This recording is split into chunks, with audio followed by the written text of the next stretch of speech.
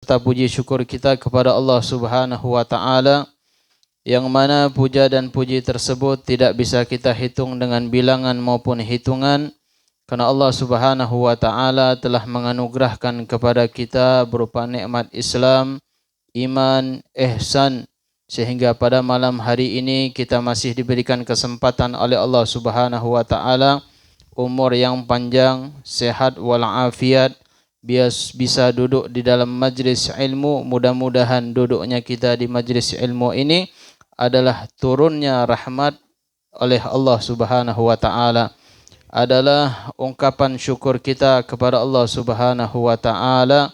Ya, mudah-mudahan kita diberikan keberkahan oleh Allah Subhanahu wa taala. Amin ya rabbal alamin. Salawat beriring salam tidak henti-hentinya kita sampaikan buat junjungan Nabi agung kita, basyaran lakal basyar, hakikatnya seperti manusia akan tetapi tidak seperti manusia biasa. Siapa lagi kalau bukan Sayyidina wa Habibina wa Syafi'ina wa Qurrata a'yunina Muhammadin sallallahu alaihi wasallam. Allahumma salli wa sallim ala Sayyidina Muhammadin wa ala alihi wa sahbihi ajma'in. Ahibbal kiram, menyambung pembahasan minggu-minggu setelahnya di dalam bab tayamum.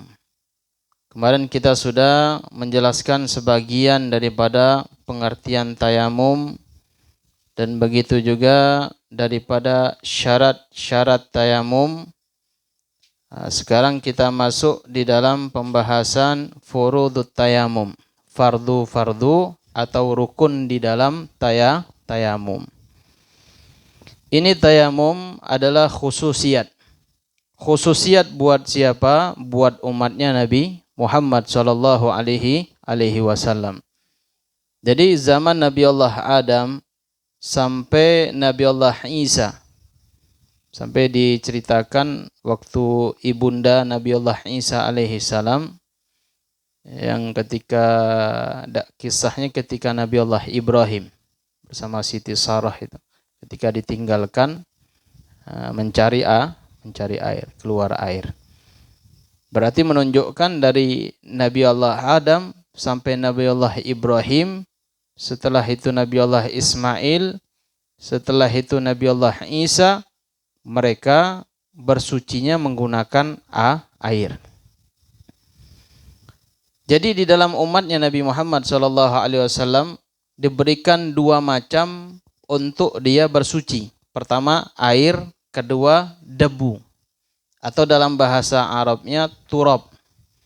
Turab itu bisa dikatakan tanah yang bercampur dengan debu atau debu yang murni. Ya, tanah yang ada debunya atau debu yang murni. Jadi kalau misalnya angin yang bertiup kencang, atau misalnya gambaran yang lebih gampang lah. Kalau kita nyari angin, apalagi musim kemarau ini repot. Kita ngelihat mobil lewat, ya, lewat di tanah ataupun aspal, ketika dia kencang larinya, keluar enggak debu di belakang? Debu itu suci. Debu itulah yang boleh dipergunakan untuk bersuci, pengganti daripada air. Ini khususiat buat umatnya Nabi Muhammad sallallahu alaihi wasallam.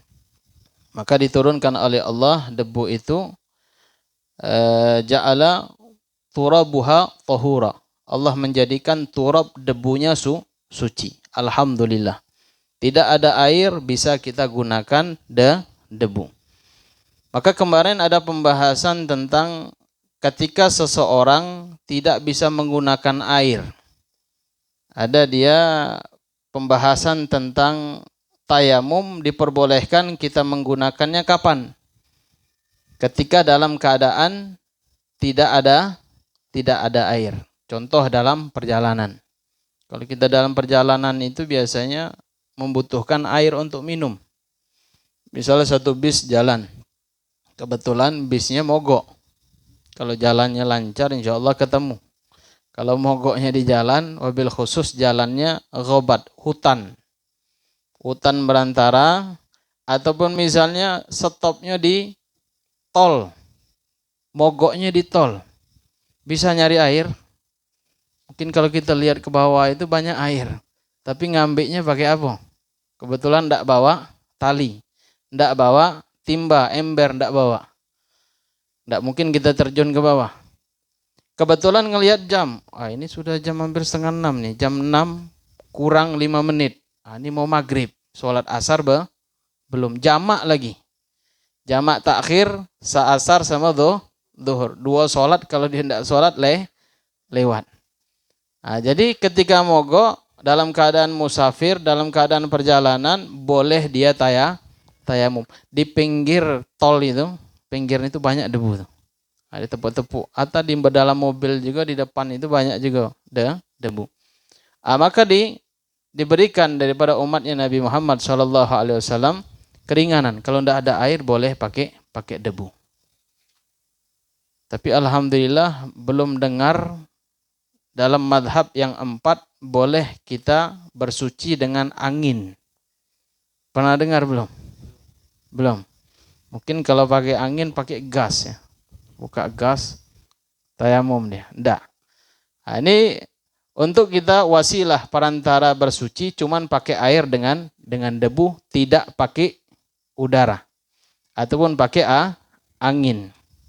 Ataupun pakai asap. Enggak. Misalnya, boleh enggak Bib?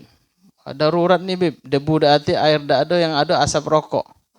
Jadi tayamum boleh? Enggak boleh. Yang diperbolehkan cuman air dengan debu.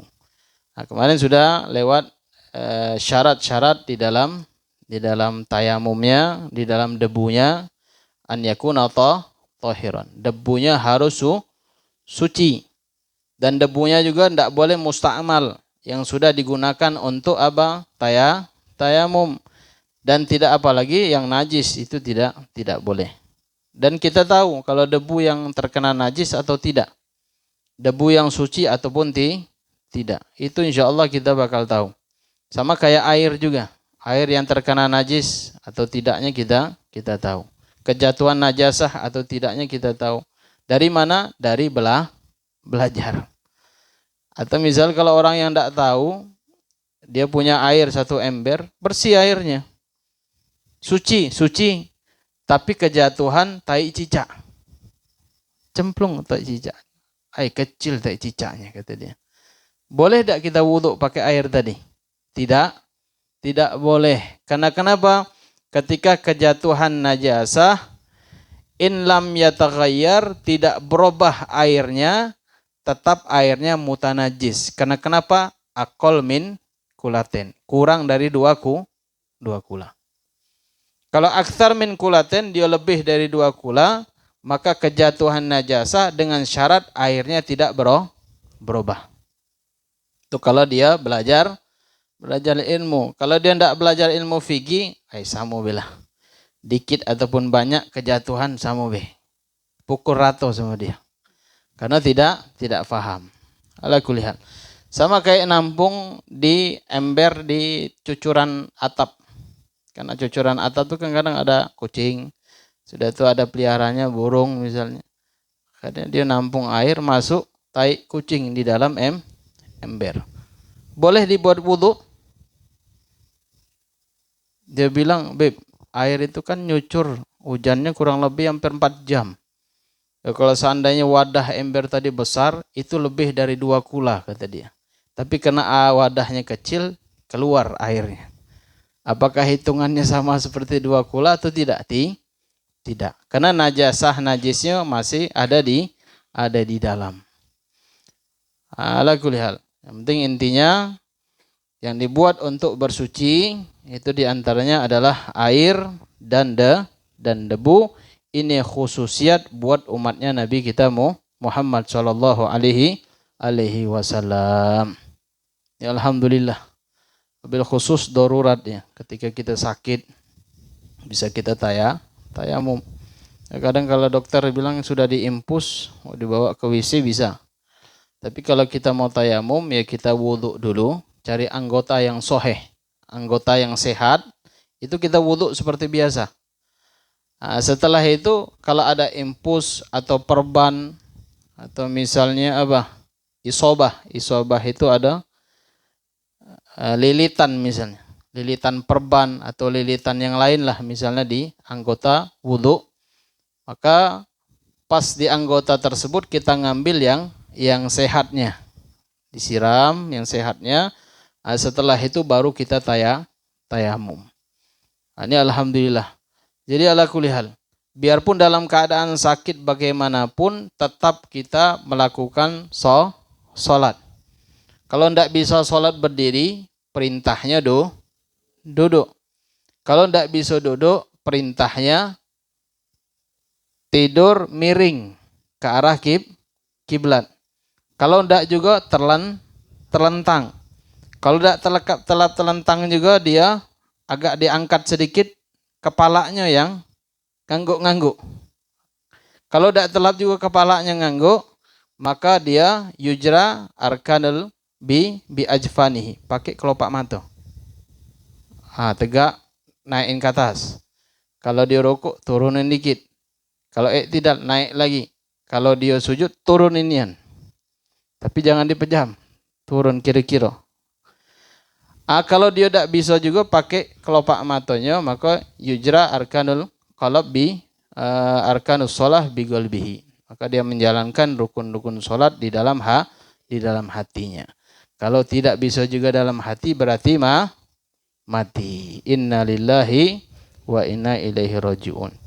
Seandainya kalau orang sakit itu ada keringanan untuk meninggalkan salat, maka Rasulullah dan sahabatnya Rasulullah, para ashabnya Nabi Muhammad SAW, itu lebih pantas, lebih utama ketika perang meninggalkan sholat. Bisa perang ninggalin sholat? Kalau zaman Nabi tidak. Tetap sholat.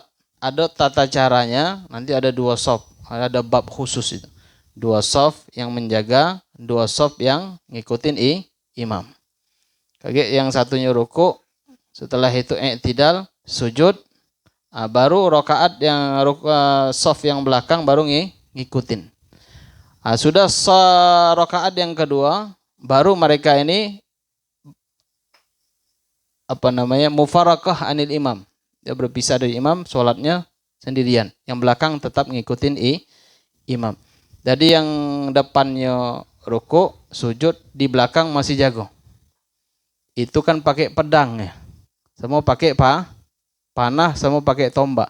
Kalau pakai rudal bisa? Bisa tak pakai rudal? Kita lagi sholat, rudal itu jalan. Sudah. Kalau rudal sudah jalan itu bubar. Bubar, sudah selamat, aman, baru nyambung sholat. Ini di zamannya Nabi Muhammad SAW dan para sahabat. Seandainya kalau perang itu diberikan keringanan untuk meninggalkan sholat, maka Nabi dan para sahabatnya lebih dulu meninggalkan sholat.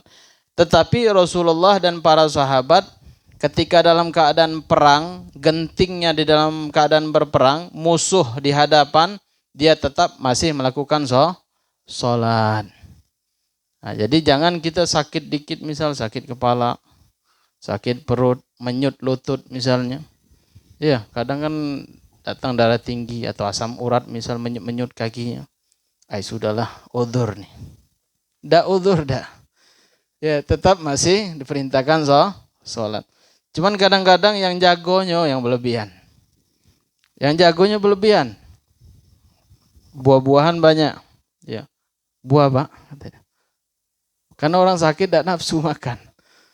Ya, nengok buah-buahan makanan itu tidak nafsu dia. Apalagi yang sudah sesepuh, itu ingatnya mati be. Tak mau lagi dia makan. Kadang-kadang yang mau meninggal tadi, tahu dia banyak kekurangan, pengen sholat. Pengen tobat. Ayo ajari sholat yuk, tayamum, wudu. Yang jagonya bilang, aduh usah dulu Pak. Nanti kalau sudah sehat, sudah sembuh, lagi baru sholat. Kalau dia mati pas itu, siapa yang mau tanggung jawab? Ketika dia mau sholat ibadah, ya sudah, kita bantu dia sholat, terserah. Dia mau sholatnya, rukunnya dikerjakan atau tidak.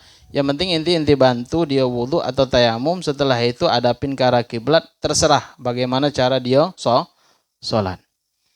Ala kulli hal. Nah, jangan sampai kita mengatakan nanti dulu tunggu sembuh baru sholat. Tidak. Jangan. Kita tanggung jawab sholatnya dia ke kita yang tanggung jawab. Ngapa kayak ketika ditanya malaikat, ya man rabbuka wa man nabiyuka wa man kiblatuka, akhirnya ditanya sholatnya. Akhirnya dia ngomong, itu si fulan itu. Si Agus misalnya, yang jaga anak ketika di rumah sakit, dia bilang tidak usah sholat. Akhirnya anak mati, tidak sholat. Siapa yang tanggung jawab? Si Agus. Nah, jangan ya. Biarpun orang tua kita, kadang-kadang orang tua kita lihat anak-anak muda jarang pergi ke masjid, malas pergi ke masjid.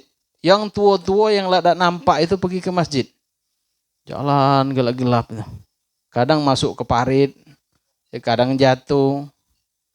Karena kenapa? Karena tahu kekurangan di dalam dirinya, dia mau menutupnya ketika dia mau sakratul maut atau mendekati namanya mati. Ya, mudah-mudahan ala kulli hal. Nah, jadi ketika yang sakit kita suruh ibadah. Nah, sekarang masuk pembahasan tentang faslun furudut tayamum khamsatun. Fardu tayamum ada 5. Al-awwalu naklut turab. Yang pertama memindahkan debu. Jadi intinya kita pindahkan debu. Kalau sekarang ini kalau debu banyak sekarang aman. Duduk di sini ini debu banyak nih. Atau di atas lemari atau di lantai. Yang penting intinya debunya tadi tidak terkena najis sama sekali. Nah, itu boleh kita untuk debu. Debu tadi diambil, kita pindahkan. An-naklu turab, nakal maknanya tahwil, memindahkan. Wa ma'na ana awal min furudit tayamum tahwilut turab min ardin au nahwiha ila audwin mamsuh. Apa makna nakal? Memindahkan debu dari tanah ataupun selain tanah. Kemana? Ilal udwil mamsuh. Ke tempat anggota yang mau diusap. Ya, yang mau diusap. Ada namanya al-ghuslu. Ghusl itu apa artinya? Membasuh. Ada namanya masah, al-mashu, mengusap. Jadi kalau pakai air namanya ghuslu. Ghuslu itu bisa juga nyiram, bisa juga mandi. Kalau mamsu itu ngusap. Ngusap itu bisa juga pakai debu ataupun tidak pakai debu. Usap wajah ente, ini usap. Ya kalau ngantuk biasanya ngusapnya pakai air. Jarang pakai debu kan? Ada misalnya usap mata ente, ambil debu. Enggak, pakai air. Nah, di sini pembahasannya kalau tayamum diusap dia pakai apa? Pakai debu. Ala kulli hal. Atsani an-niyah. Kedua adalah niat. Jadi semua ibadah taftakiru ilan niyah. Semua ibadah yang ada di muka bumi ini dia membutuhkan niat. Ada ibadah yang tidak butuh niat? Apa? Mandikan pakai niat sunnah, tapi tidak wajib. Ada tak selain itu yang tidak pakai niat? Ibadah yang tidak pakai niat. Semuanya pakai niat. Tidak ada ibadah yang tidak ada pakai niat. Karena kenapa di dalam hadis arba'in itu pertama hadis yang disebutkan innamal a'malu bin niat. Wa innama likulli imri'in ma nawa. Faman kanat hijratuhu illallah wa rasuluh fa hijratu illallah wa rasuluh. Wa man kanat hijratuhu lidunya aw imra'atin yankihuha fa hijratuhu ma hajara ilaih. Ini hadis ini masyaallah termasuk hadis yang agung, yang sangat besar. Karena kenapa? Di awal permulaan semua ibadah itu pakai niat. Contoh sholat. Sholat pakai niat? Pakai. Kalau tidak pakai niat, sah sholatnya? Ditanya inti mau ke mana? Anak mau ke masjid. Mau ngapa? Sholat. Dari rumah sudah azam, berkeinginan dia mau sholat, tapi ketika sampai di masjid pasti dia niat sholat. Kalau tidak pakai maka niatnya tidak sah. Setelah itu apa lagi? Seperti puasa. Puasa pakai niat? Pakai. Kapan niatnya malam sampai sebelum fajar masuk. Itu niatnya dalam madhab Syafi'i. Kalau dalam madhab Imam Malik, itu awal Ramadan masuk, niat 30 hari Ramadan, besoknya tidak niat, itu sah. Taklid madhab Malik. Sah tidak kita tidak niat murni? Ternyata ditanya orang, ini masuk bulan Ramadan, iya. Inti puasa tidak? Puasa, niat tidak. Sah puasanya?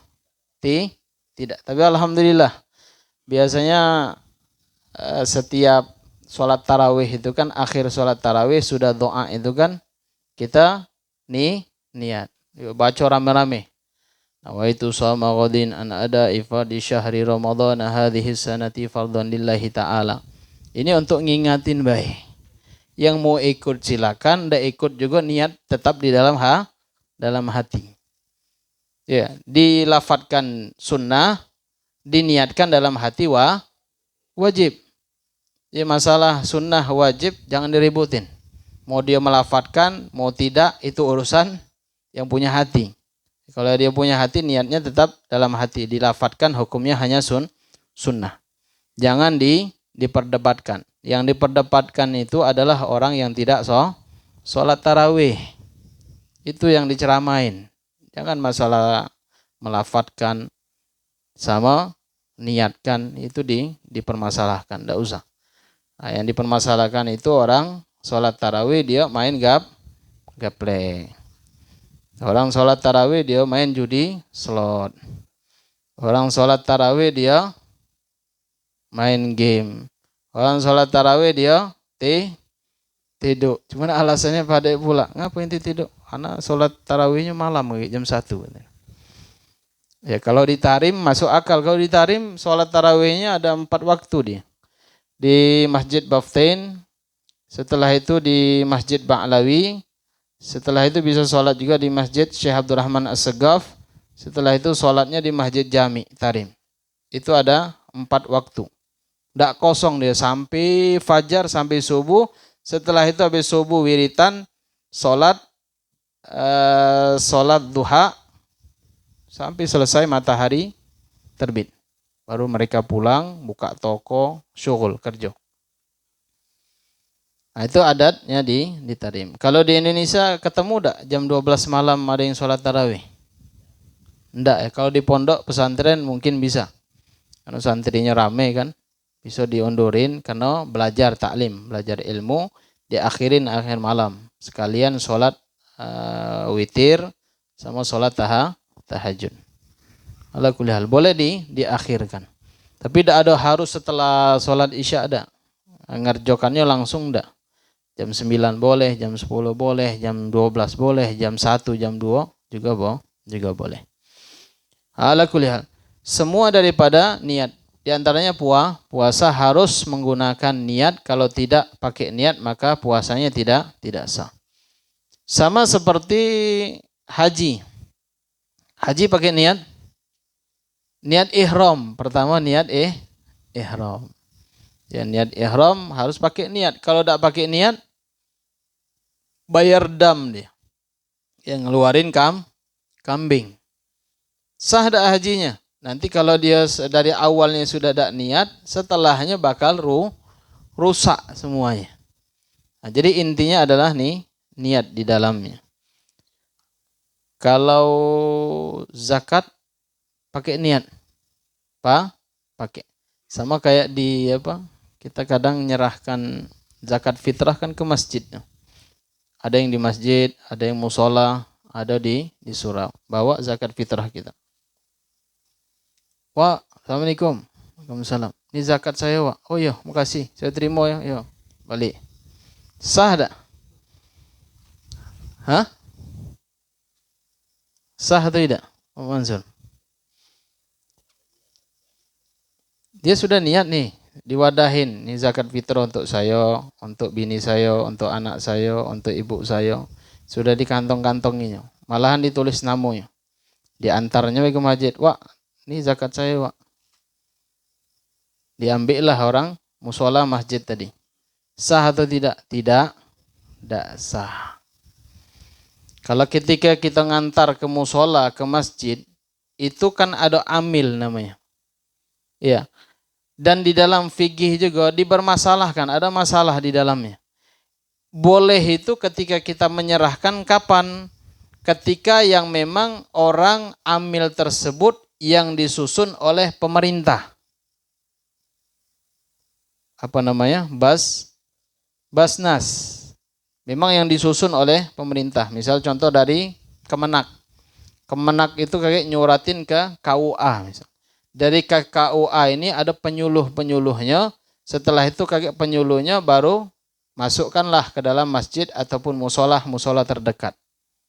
Nah, di antaranya terdata di dalamnya. Cuma alhamdulillah kalau di masjid musola itu terdata dia. Kayak ada penyuluh dari KUA itu datanya. Berapa yang mengeluarkan zakat, berapa orang yang nerimo. Itu terdata. Kayak baru diserahkan ke Kemenak. Biasanya kayak gitu. Ala kulli hal itu termasuk juga dari pemerintah.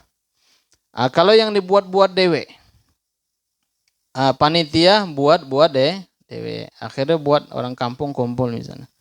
Ada sudah kita nampung zakat yang kita ini untuk masyarakat kita ini kita yang nerimo.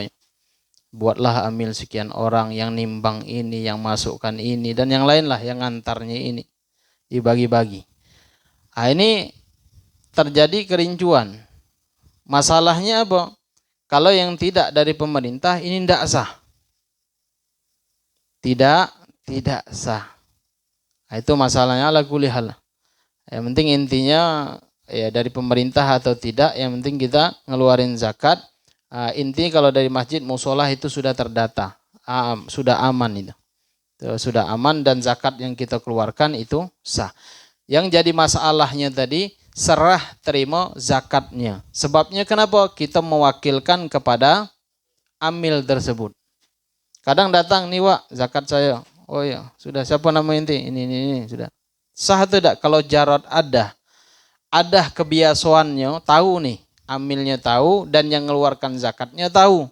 Ini untuk apa? Untuk zakat fitrah. Sah hukumnya kalau ada. Karena nahkum bi'adah. Karena kita menghukumi sesuatu dengan kebiasaannya. Adanya lebih afdol ketika kita pakai sirah, pakai ucapan. Wakal tuka. Saya mewakilkan kepada engkau. Antauzi zakat fitrati, untuk memberikan zakat atau memberikan zakat fitrah saya. Fardhan lillahi ta'ala. Fardu karena Allah. Ini sah. Akhirnya si amil tadi qabil tuh. Taukil. Tapi si amilnya ngomong qabil tuh taukil. Saya terima yang saya wakilkan. Yang engkau wakilkan kepada saya. Itu sah. Lebih gampangnya Wak misalnya. Ini zakat fitrah saya Wak ya. Saya wakilkan sama Wak. Ayo saya terimalah taukilnya. Nah, sudah itu sah. Tak repot. Kalau pakai bahasa Arab pakai repot susah. Ya pakai ini Wak saya wakilkan kepada Wak ya untuk bagi-bagi ke fuqara wal masakin. Oh iya. Saya terima. Setelah diterima sama amil, ini kantong yang diberikan itu jangan dimasukkan dalam karung. Maksudnya dibuka ikatannya, ditaburin. Jangan. Dimasukin karung dengan kantong-kantongnya di dalam itu. Dimasukin di dalam. Nggak usah ditaburin lagi. Kadang dibukanya, dimasukkan lagi. Kayak ada yang ngeluarin zakat, dibukanya lagi, dimasukin, dicampur. Dicampur itu tidak boleh. Karena kenapa? Karena makanan pokok ya sama beras, tapi beda kualitas kan. Ada yang makan beras anggur, ada yang belido, ada yang raskin. Kalau dicampur, apa bentuk berasnya? Warna-warni jadinya. Nah, karena beda beras itu beda takaran airnya. Jadi kalau kita sudah diwakilkan sama orang yang mengeluarkan zakat, kita ambil kantongnya, tidak usah dibuka lagi, langsung masukin karung. Dikumpulinlah dalam itu. Jadi tidak usah ditimbang lagi. Kecuali kalau yang ngantar zakatnya memang ente angkat agak ringan. Kok sekilo cuma nih?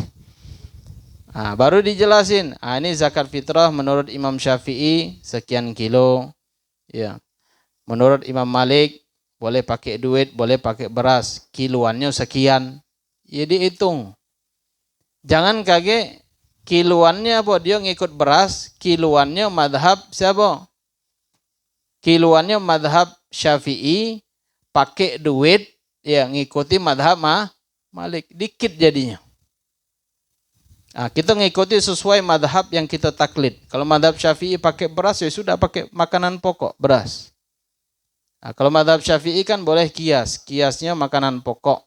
Kalau zaman Nabi kan tidak ada beras kan. Mungkin ada beras, tapi makanan pokok di zaman itu bukan beras. Gandum sama kurma.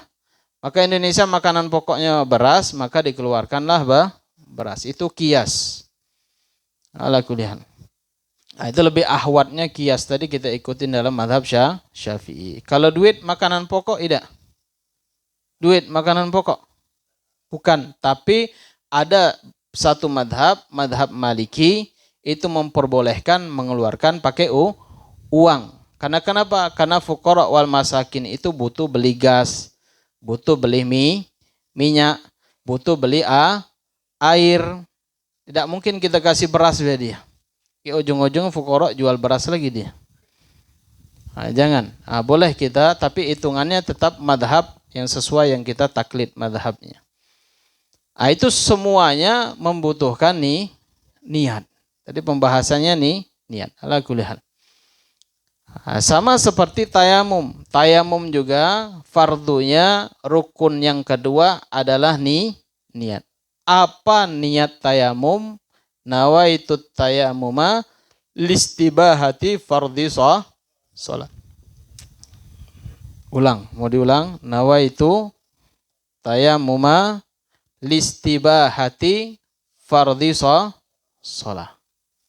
Sahaja aku tayamum listibaha. Listibaha ini untuk diperbolehkannya melakukan sholat. Itu harus ada istibahah namanya. Nawaitu tayamuma listibahati fardhi sholat. Itu niat di dalam tayamum. Atau kalau misalnya contoh boleh juga misalnya nawaitu tayamuma listibaha bitayamum fardhu shalah au nafliha. Atau saya niat tayamum untuk diperbolehkannya sholat fardu dan sholat sunnah. Atau hamlul Quran untuk diperbolehkan membawa Al-Quran. Atau yang lainnya. Ala kulli hal. Intinya satu niat tadi. Nawaitu tayamuma listibahati fardhi sholah. Sudah itu niat tayamum. Ats-tsalis yang ketiga, mashul wajah. Ya, mengusap wajah. Tadi bedanya apa? Al-ghuslu, kalau ghusl itu membasuh. Kalau mashu itu mengusap. Ya, mengusap, menyapu. Kalau menyapu pas enggak? Biasanya kalau ada sampah disapu. Menyapu. Kalau wajah enggak pernah disapu. Apalagi kalau orang Jambi. Kalau ada sapu itu lidi, kena kaki, enggak usah kena kaki nih, sial kata dia. Diludah dulu. Cuh. Ada? Masih ada? Enggak, misal ada yang nyapu, kita lagi di jalan nih, kena kaki di ludahnya. Masih ada? Itu kalau enggak diludah sial katanya. Wallahu a'lam, mungkin juga. Ya, mungkin juga. Maka manusia itu dimuliakan oleh Allah Subhanahu wa taala, dia enggak boleh disapu dia. Dia sapu itu sampah, manusia enggak boleh disapu, maka diludah untuk ngilangin sialnya. Itu bahasa bengen dulu lah kayak gitu. Kalau zaman sekarang ini kan enggak mungkin lah, apa hubungannya sapu semua ini. Cuman manusia itu dimuliakan oleh Allah, ya enggak pantas manusia itu apalagi dipukul pakai sapu. Ya, yang boleh itu Nabi merintahkan untuk dipukul apa? Pakai kayu atau rotan. Diperintahkan Nabi ketika umurnya berapa? 10 10 tahun. Anak yang 10 tahun yang membangkang, tidak mau sholat, tidak mau ngaji, ya, tidak mau taat, nah itu boleh dipukul pakai rotan. Sama juga istri. Istri yang tidak mau sholat misalnya. Suruh sholat dek, sholat. Kaget lah bang. Subuh lewat juga. Maghrib, isya, subuh lewat. Kaget lah bang. Besok disuruh lagi sholat tak? Kaget lah bang. Terus sampai beberapa hari. Itu wajib suaminya harus nyediakan rotan. Cuman Masya Allah rotan itu wallaha alam ya. Karena perintah Nabi ya. Karena perintah Nabi untuk memukul. Yang lebih gampang itu rotan. Karena rotan itu dia lentur ya. Tidak ada keras ya, lentur. Memang ada efek memang di dalam rotan itu. Efeknya apa? Kalau anak yang nakal, itu dia bisa tobat dari kenakalannya. Kalau pakai rotan. Anak yang bebal ngaji, itu kalau di rotan, sekian tahun insya Allah dia cerdas bisa baca Quran. Pakai rotan. Di madrasah juga, anak-anak yang nakal itu tangan gini. Ya. Kadang rotan itu memang dia tidak ada menyebabkan luka memang. Ketika di rotan itu pak. Aduh sakit. Angkat lagi tangan kau. Angkat. Pukulnya lagi pak. Bengkak sini. Nah, itu terasa bengkaknya. Yang pernah dipukul pakai rotan itu insya Allah terasanya sampai sekarang. Nah, itu ada efeknya. Karena kenapa? Ketika anak itu di rotan, dia bakal timbul nalar EQ-nya itu mungkin dikasih oleh Nabi ya. Dikasih perintah oleh Nabi itu untuk ngerotan anak umur 10 tahun, istri juga yang membangkang. Memang itu ada jimatnya mungkin. Insyaallah. Ada jimatnya sudah tuh dikasih keberkahan di dalamnya. Karena kenapa? Karena yang memerintahkan Rasulullah. Tapi ketika kita ngerotan, mukul, kita punya anak, niatnya apa? Ditibak ngikuti Rasulullah. Jangan ente emosinya kita. Kadang kita mukul anak, wah bagbik. Emosinya kita, karena kenapa? Dia bangkang. Ini perintah Nabi yang kita ikutin. Orang dulu itu mukul, mungkin dia mukul itu baca doa, sambil baca doa. Rabbi a'udzubika min hamazati syayatin wa a'udzubika rabbi ayyahdurun, berdebik misalnya dipukul. Itu insyaallah mudah-mudahan kalau yang sudah dipukul insyaallah cerdas baca Al-Qur'annya. Jadi kalau yang dipukul balik ke rumah ngadu bapaknya datang ke guru ngaji, akhirnya bertinju sama guru ngaji, ini insyaallah anaknya kayak syaitan insyaallah. Iya. Yang dipukul-pukul itu sukses semua. Kalau yang tidak dipukul itu yang tidak sukses. Ala kulli hal. Yang memerintah itu adalah Nabi kita Muhammad SAW dengan syarat ketika mukul tidak keluar darah, tidak patah tulang. Ya, tidak boleh patah tulangnya, tidak boleh keluar darahnya. Kalau dipukul pakai rotan itu kan cuma bekat. Setelah itu paling sehari, 2 hari hilang dia. Itu karena keberkahan atas perintahnya Nabi Muhammad SAW. Ya, kalau zaman sekarang ini Masya Allah na'udzubillah min dzalik. Ya, kalau kita punya anak nih, antum nanti kalau punya anak, dimasukkan kemanapun guru ngaji, dipukul bagaimanapun anak kita, sudah. Ya, lepas tangan ridho atas ketentuan yang sudah ditentukan oleh Allah Subhanahu wa taala. Ya, jangan kita komentar, jangan kita anak ngelapor, nangis, kena pukul. Tak mungkin guru itu mukul kalau dia tak nakal, betul kan? Ada juga kami kalau zaman kami dulu ngaji, yang tak nakal juga, yang rajin kena juga. Misal di tengah-tengah ribut, nih dari ujung sampai ujung sana semuanya kena semua. Tak badan, tak kepala, tangan, kaki, paha kena. Berato. Jadi kenapa? Efek jerah itu rato semua, akhirnya pas ngaji diam. Ditaruh sama guru tadi rotan di depannya, tup, mulai diam. Sampai selesai balik mulai ribut lagi. Itu memang biasa kayak itu. Jadi ketika kita mendidik anak, Ya, boleh kita menggunakan rotan, tetapi bukan dengan hawa nafsu kita. Dengan atas perintah Nabi Muhammad sallallahu alaihi wasallam, dan kita mukul tadi mendidik anak.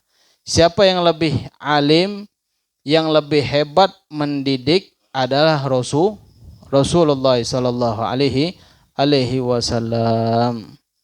Timbullah ham, ya, hak azazi manusia, akhirnya kerepotan dewe. Bukan guru tidak boleh mukul. Orang tua pun di rumah tidak boleh mukul anaknya. Jadi kalau anaknya macam-macam tidak mau dengar, kita ngomongin dia sudah capek, kalau kita pakai rotan, kita pukul, dilaporinnya ke kantor polisi. Iya, langsung masuk sel ente. Itu anak zaman sekarang. Insyaallah. Kan sudah banyak tuh di berita-berita kita tengok kan. Ya, ibunya ngambil kayu bakar untuk apa? Keperluan ibunya, bakar untuk masak. Iya, dilaporin anaknya, maling kayu, masuk penjara. Insyaallah. Nah, itu kenapa? Karena tarbiyah, didikannya. Didikannya tidak ngikutin didikan Rasulullah SAW.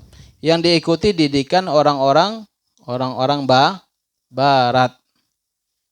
Jadi kalau orang Baratnya Muslim, ya tidak masalah. Profesor, doktor, tapi Muslim. Hafal Quran. Tahu tafsir. Tahu fikih. Tahu sejarah Nabi Muhammad SAW. Tidak jadi masalah kita ikutin. Nah, tapi kalau dia murni kafir, itu jangan diikutin. Ala kulli hal. As-suh wa wajah. Yang ketiga daripada rukun tayamum atau furudut tayamum, mashul wajah, mengusap wajah. Ar-rabi, yang keempat, mashul yadain ilal mirfaqain, membasuh kedua tangan sampai dua siku tangan. Ini kita tuh.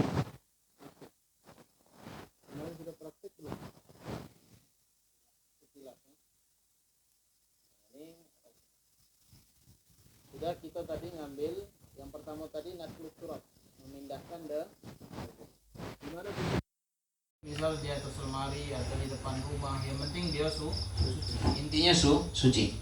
Kita pindahkan, kita ambil kain ataupun kertas, yang penting intinya suci ya, atau wadah boleh juga. Nah, kita taruh di tempat kita mau tayamum. Diambil.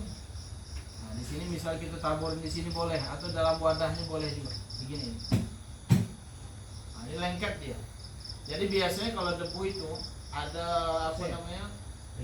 Kerikil ya, kerikil kecil itu. Nah, jadi ditakfif dulu supaya dia jatuh ke bawah, begini 2 kali.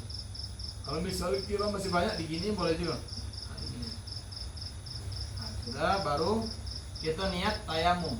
Nawaitu tayamuma listibahati fardhu shalah. Niatnya kapan? Berbarengan ketika ngusap. Sama kayak wudhu. Kita wudhu nih, misalnya ngambil air. Ini contoh. Ngangkat ketika kita mau basuh ke wajah. Nawaitul wudhu'a li rafil hadathil ashar fardhu lillahi ta'ala. Airnya sudah ngalir. Bukan kita wadahin air nawaitul wudhu'a li rafil hadathil ashar fardhu lillahi ta'ala baru nyiram. Enggak sah wudhunya.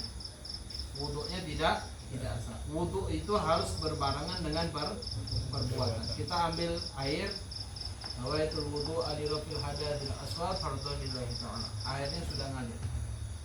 Banyak kan kejadian orang ngampung, dia niat wudhunya duluan, baru nyiram. Kecuali kalau dia niat melafadzkan itu duluan, ketika nyiram air diniatkan dalam hati. Ya, diniatkan dalam hati, nawaitul wudhu'a li raf'il hadathil asghar fardhan lillahi ta'ala. Dalam hati itu sah. Dilafadzkan hukumnya sunnah, diniatkan dalam hati hukumnya wajib. Nah, itu sama kayak sholat juga. Sama kayak sholat. Ketika kita sholat, usolli fardhu maghribi 3 raka'atin mustaqbilal qiblah ma'muman adaan lillahi ta'ala. Kita takbir nih. Allah. Ketika Allah sampai ke ro, bar Allah, bar ro-nya itu kita ngangkat tangan niat dalam hati. Iya, sholli fardhu maghrib thalatha raka'atin mustaqbil qiblah ma'muman ada nilai ta'ala bar. Selesai dari roh itu. Nah, itu diniatkan dalam hati. Dilafazkan sunnah. Kita lafazkan dulu boleh. Ana usolli fardhu maghribi thalatha raka'atin mustaqbilal qiblah ma'muman ada nilai ta'ala Allah. Nah, itu kita ulang lagi niat yang kita lafazkan itu. Sahaja aku niat sholat maghrib fardu karena Allah makmuman bar selesai. Nah, itu karena kenapa? Karena niat itu makrunatan bifi'il, karena dia berbarengan dengan perbuatan. Kalau dia tidak berbarengan dengan perbuatan tidak sama seperti tayamum juga. Nah, kita ambil ini di takfif nawaitu tayamuma listibahati fardhu shalah. Mana digosok nih? Ketika kita gosok, ini jangan lepas. Ini kita gosok nih. Nah, ini jangan kita angkat. Kalau kita balikkan lagi, ini musta'mal nih. Kalau kita balikkan ini musta'mal. Ala kulli hal. Tapi ada yang bilang yang musta'mal itu sesuatu yang lepas dari basuhan mamsuh. Dari usapan tadi yang jatuh itu yang musta'mal. Tapi ini kan masih di tangan. Musta'mal enggak? Tetap musta'mal. Jadi ketika basuh ini jangan lepas nih dari wajah. Gosok terus ya. Kira rato dia. Digosok nanti rato. Nah, sekira kita yakin sudah. Nah, itu wajah. Ini kita tepuk dulu. Bekas ini. Baru dimasukkan lagi. Nah, jadi poin yang diingat ketika kita mau ngusap wajah, jangan kita taruh wajah di tempat debunya. Kalau dia jatuh, musta'mal. Jadi kita agak jauh. Nah, kita ambil lagi. Nah, ini untuk tangan ya, tangan kanan. Ini ditengok nih. Ini bagian ini jangan disentuh. Bagian ini telapak ini jangan disentuh. Yang disentuh cuman belakangnya. Nah, ini putar. Nah, terakhir di sini. Ya, terakhirnya di jempol ini. Boleh misalnya ketika kita mutar ini belum kurang rato misal keluarga ini. Nah, sudah diginiin boleh. Nah, ini boleh. Setelah pada gini. Nah, itu boleh. Nah, ini kan belum terkena nih. Belum kena. Nah, baru gini. Nah, kalau ada jamnya dilepas atau cincinnya di ini. Nah, ya, selesai. Nah, itu tata cara tayamum. Nah, sampai di sini yang belum paham boleh mencoba.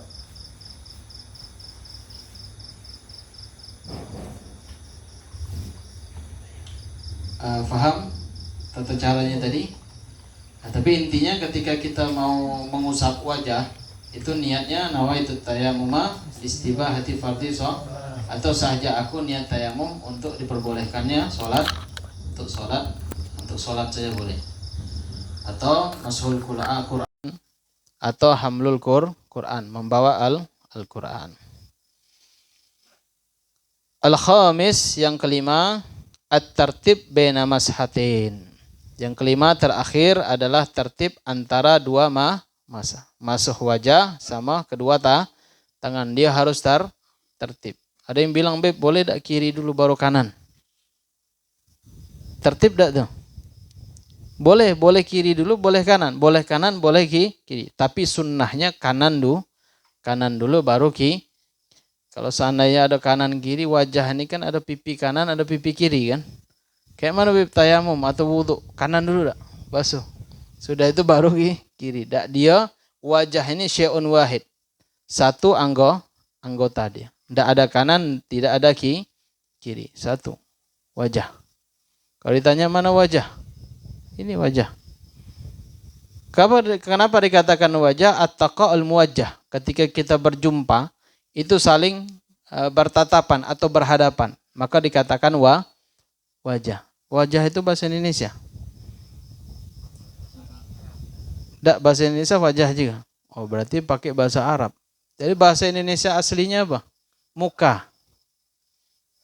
Tatap muka. Bisa juga tatap muka, tatap wajah. Sama ala kuliah. Karena bahasa itu luas. Ya, wajah. Muka, wajah. Tapi jarang kalau bahasa Indonesia muka. Tatap muka. Biasa tatap wajah kan? Oh, corona tatap muka. Nah, sudah tertib bena mashatin ala kulli hal. Insyaallah nanti kita masuk pembahasan tentang mubtilatut tayamum dan begitu juga najis yang bisa berubah dengan istihalah.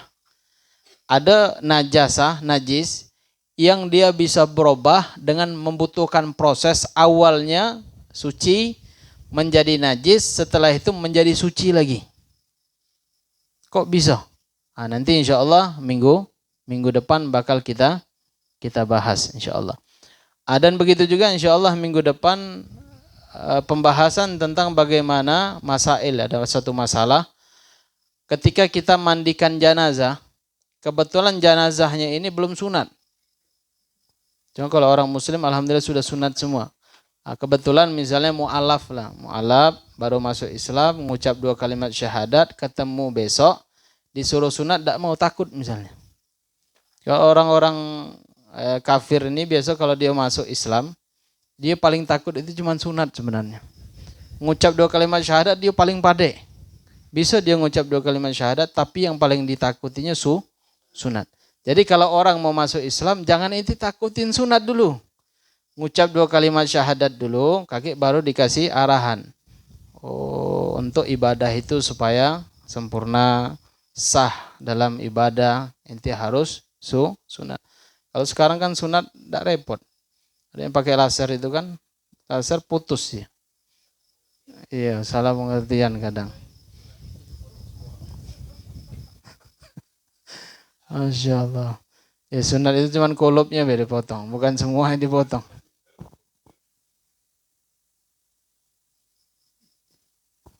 Begitu juga misal kita mandikan jenazah, kebetulan kulupnya masih ada. Sah tak kita mandikan jenazahnya? Tidak sah. Atau misalnya yang punya tato. Tatonya banyak di badan misalnya. Atau ada juga sedikit.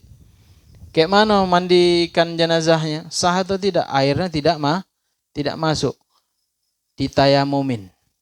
Ya, ditayamumin. Insyaallah ada masail. Pembahasan bagaimana ketika kita ketemu sama mayit yang belum khitan, belum sunat, atau anak kecil yang baru lahir, laki-laki misalnya.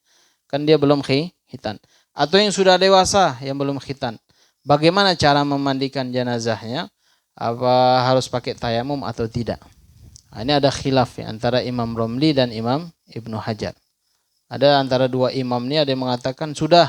Kalau orang yang belum khitan, yang masih ada tato, airnya belum masuk ketika dimandikan, itu kata satu imam ini sudah, tidak usah dimandikan. Tidak usah dimandikan berarti tidak disolatin. Berarti langsung dikubur. Yang satu imamnya tidak, ada keringanan, boleh ini ditayamumin. Alhamdulillah ada keringanan. Bagi yang tidak khitan ataupun yang ada tatonya. Maka ketika dia meninggal dunia, wasiat dulu sama ahli waris. Ngomong, kakek sama yang mandikan jenazah ini, minta tolong ditayamumin. Karena dia tatonya ada sebadan misalnya, di badannya ada tato. Itu wasiat dulu. Nanti baru ditayamumin. Ala kulli hal. Itu pembahasan insyaallah minggu depan. Dan masalah istihalah. Ya. Sampai di sini kalau ada yang nanya, fadhol.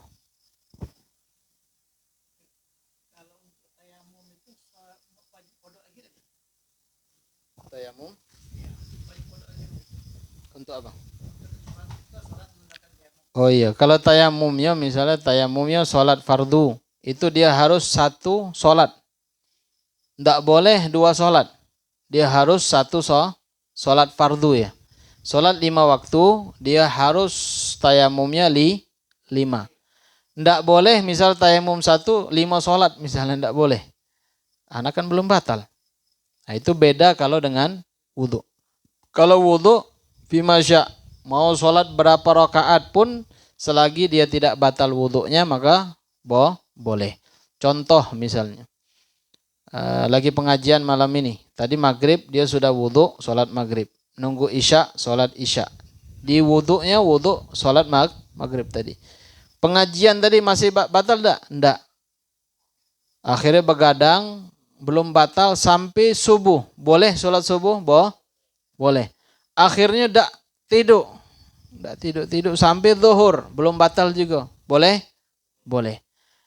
Mau sampai inti dari sekarang hidup sampai mati, wudunya belum batal, belum tidur, maka dia boleh melakukan sholat dengan wudu satu tadi. Nah, beda dengan tayamum. Kalau tayamum dia setiap sholat fardu dia harus tayamum. Kalau sholat sunnah satu tayamum boleh berapa rakaat sholat. Kalau sholat sunnah boleh. Misalnya malam ini sholat tahajud misalnya, sama sholat witir, sholat qiyamul lail misalnya, gabung di situ tayamumi satu cukup. Atau sholat duha pagi berapa rakaat? 8 rakaat, tayamumi satu sudah cukup. Atau dia mau sholat awabin 20 rakaat, tayamum satu untuk 20 rakaat. Nah, tapi intinya kalau dia sholatnya fardu wajib tayamumnya satu. Sama contoh seperti khutbah. Kebetulan dia khutib. Pas sampai ke masjid dia belum wudu. Lihat air keran mati. Tetmon kosong. Kelilingnya ini perumahan. Perumahan jarang ada manusianya. Alhasil sudah adzan, Bilal ini dia masuk. Gimana caranya? Boleh tayamum? Karena tidak ada air ya. Tayamum dia. Tayamum satu untuk apa? Untuk khutbah pertama. Setelah itu khutbah kedua pakai tayamum lagi enggak? Cukup tayamum yang pertama tadi. Khutbah yang kedua itu tayamum satu cukup. Setelah itu mau jadi imam dia tayamum lagi. Karena dia melakukan sholat fardu.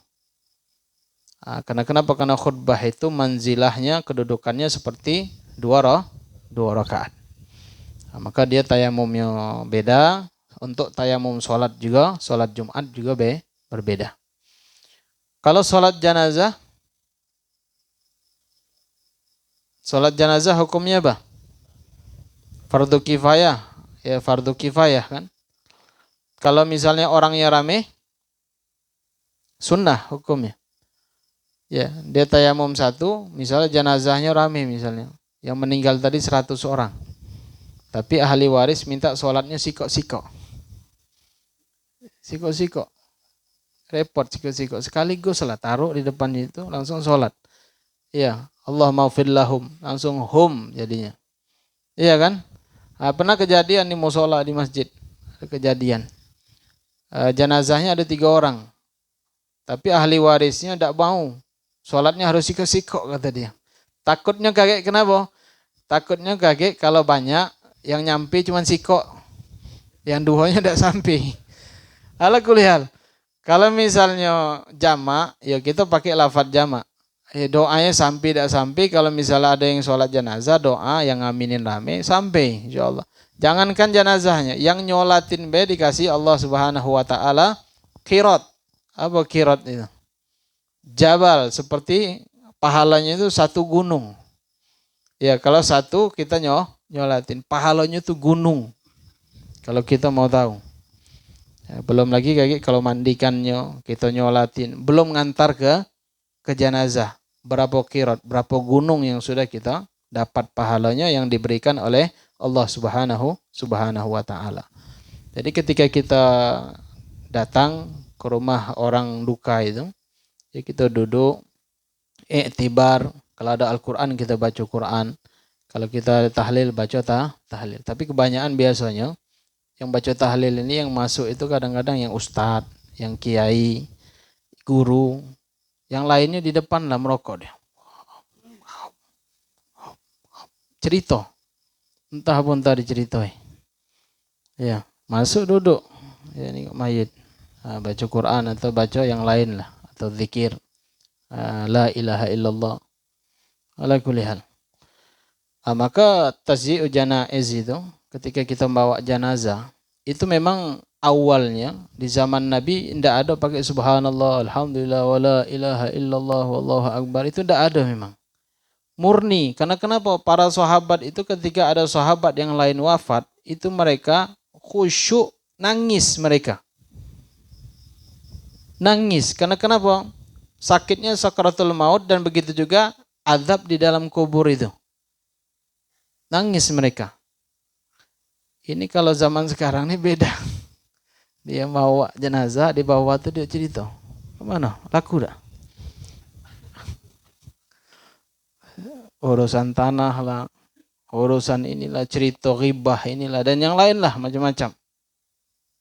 Betul lah? Betul kan? Ya. Mana ente tidak pernah nampak lagi? Tidur pegawai ente. Mulai ngatain orang. Makalah aslafun saleh ketika membawa jenazah itu diistighal, disibukkan dengan zikir. Kita baca subhanallah, alhamdulillah, wala ilaha illallah, wallahu akbar sampai ke kuburan, ke liang lahatnya. Supaya jangan ghibah, jangan ngomong yang tidak bermanfaat. Itu kadang-kadang zikir juga kita masih banyak juga yang cerita. Insyaallah ala kulli hal. Sampai di sini ada yang ditanya?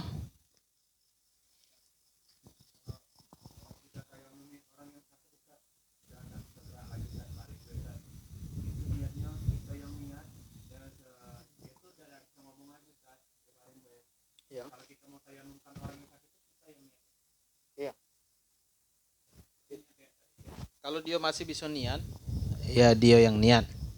Kalau misalnya tidak bisa niat, ya kita talkinin niat. Kita bilang misalnya, ayo Pak ikut misalnya. Sahaja aku niat tayamum, listibahah misalnya, diperbolehkan untuk sholat fardu. Langsung kita usap. Kalau tidak bisa juga misalnya, tidak ngomong, tidak apa misalnya, ya sudah, ya kita tayamumin langsung.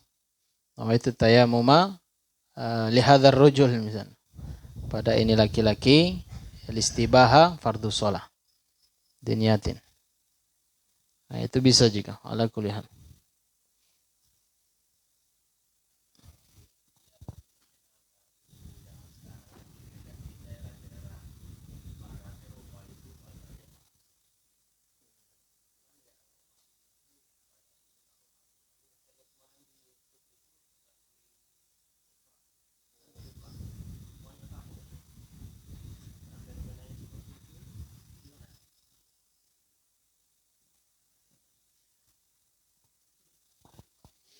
Dia ada tato itu, ada yang bisa, ada yang permanen.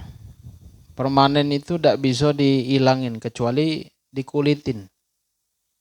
Atau dia punya kulit itu kayak kambing itu. Dikulit, sudah itu tinggal daging dalamnya baru bisa lepas. Ada juga ketika dibersihkan bakal menyebabkan apa? Penyakit misalnya. Kalau dia dibuang semua bakal menjadi borok ya, kalau bahasa kita tuh jadi koreng misalnya. Dan koreng tadi tidak bakalan sembuh. Ya sudah, tato yang ada itu tetap di badan. Kalau dimungkinkan untuk bisa hilang, dihilangkan. Kalau tidak bisa hilang, ya sudah. Intinya jangan ditambah. Intinya jangan ditambah. Kalau yang sudah mungkin bisa. Ada yang bilang bisa dihilangin. Ya sudah kita hilangin. Tapi caranya kan dikit-dikit hilangin. Tidak ada sekali badan. Satu badan kita hilangin, demam dia. Habis demam itu malaria, sudah itu meninggal biasanya. Dikit-dikit dihilangin kalau bisa. Kalau tidak bisa dihilangin permanen, misalnya satu badan dari ujung kepala sampai ujung kaki. Kayak mana bersihnya? Sudah ala kulli hal. Seperti hal keadaan dia seperti itu, ya dia mandi junub seperti itu, sholatnya sama kayak seperti itu. Tapi intinya jangan ditambah. Jangan ditambah. Nah, nanti tato itu kakek menjadi saksi di hari kiamat.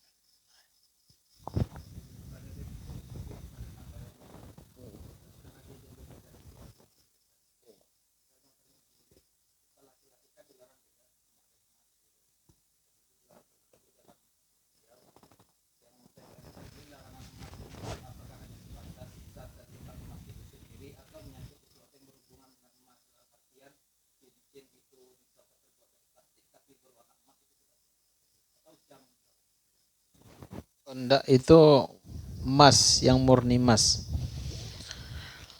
Yang murni emas itu haram bagi laki-laki. Bukan misalnya misal contoh, ada cincin jam ataupun bejana ya, wadah.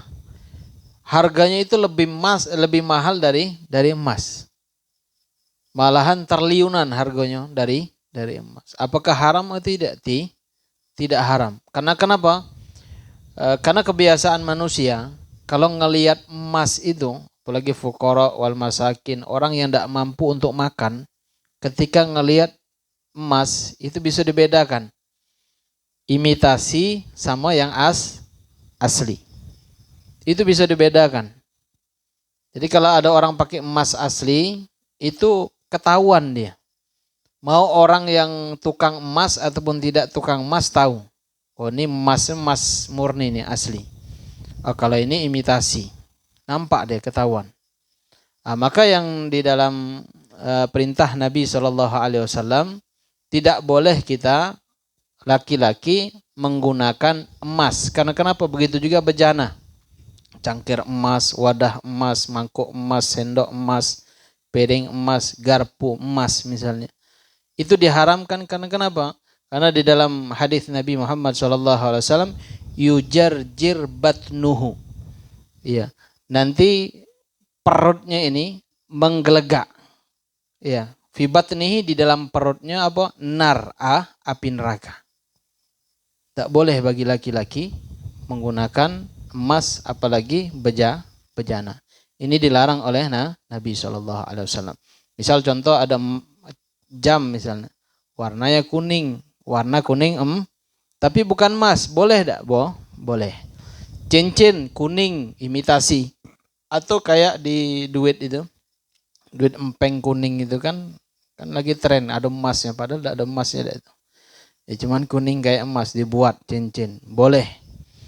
Ya, yang tidak boleh itu kalau dia memang emas murni, itu hukumnya haram. Atau giok. Giok itu lebih mahal dari emas. Gelang giok misalnya, cincin giok, atau gigi misalnya, gigi giok misalnya, pasang sini. Apa hukumnya? Tidak haram. Yang haram itu nas murninya adalah zahab. Ya, zahab, emas. Emas itu yang haram. Tapi kalau sesuatu yang memang tinggi nilainya selain daripada emas, hukumnya tidak haram. Karena orang awam itu misal kita pakai giok, gelang giok misalnya, ditengok biasa dia. Tidak ada daya tariknya, itu tidak ada. Coba kalau pakai gelang emas, pasti ribut sekampung. Itu orang kaya itu tetangganya banyak miskin tidak makan, dia pakai gelang. Yuk, gelangnya besar-besar lagi. Itu tahu semua orang kampung. Kecuali kalau imitasi tahu. Itu gaya itu imitasi. Yang bukan emas. Itu yang di dalam sabdanya Nabi Muhammad SAW, yang diancam bagi orang yang menggunakannya, wabil khusus laki-laki. Karena itu pakaian perempuan. Jadi kalau pengen jadi perempuan, pakailah emas. Ya, kalau pengen jadi perempuan, pakai emas, cincin emas, gelang emas. Ada juga pakai kalung. Itu lama-lama kakek, dia kerjanya awalnya tangannya genggam. Kakek setelah itu baru gini tangannya. Masaknya gini. Bukan genggam lagi dia. Maka tidak boleh ya. Tasyabbuh ya. Menyerupai perempuan. Tidak boleh. Ini dilarang oleh Nabi kita Muhammad SAW. Ada yang ditanya lagi?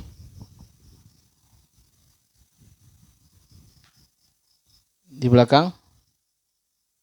Sudah? Zain, ada yang ditanya? Khalas. Nggak ada. Khalas. Insyaallah minggu depan bakal kita sambung masalah istihalah. Ya, perubahan dari zat yang suci menjadi najis, setelah itu suci lagi. Dan begitu juga kulit bangkai hewan yang awalnya dia memang mati, bangkai, tidak disembelih dengan zakat syariah, kulitnya tadi bisa menjadi suci. Nah, insyaallah mudah-mudahan minggu depan bakal kita bahas sampai di sini. Allahu a'lam bishawab. Al-Fatihah binatul qubul wal iqbal wa salahi kulli hal. أن الله يغفر الذنوب ويسرها القلوب ويستر العيوب ويبارك لنا ولكم في كل حال وفي الأهل والمال والإيال ويغفر لوالدينا والديكم وجميع المسلمين والمسلمات والمؤمنين والمؤمنات أن الله يتولانا بولايته وأن يحفظنا من شر بريته وأن يحفظنا بتكسيرنا في حقه وفي حقنا في حق زوجنا وحقوق والدينا وفي الحقوق الجميع المسلمين أن الله يبارك لنا في أوقاتنا أن الله يبارك لنا في أوقاتنا أن الله يبارك لنا في أوقاتنا وساعاتنا وإن كنا وإياكم من ذي معصية إلا إذ طاعة ومن هدي نقصنا الجيم من كل هذه الدنيا كل هذه مرضية ويشفي أمراضنا ويشفي أمراضنا ويصحي أرادنا أمرنا مع الألف والعافية ويسين سابقنا سن خاتمنا مثل ما أسلافنا وشيوخنا ورجالنا ودخلنيتنا في نياتهم وأعمالنا في أعمالهم شيء لله لهم الفاتحة. أعوذ بالله من الشيطان.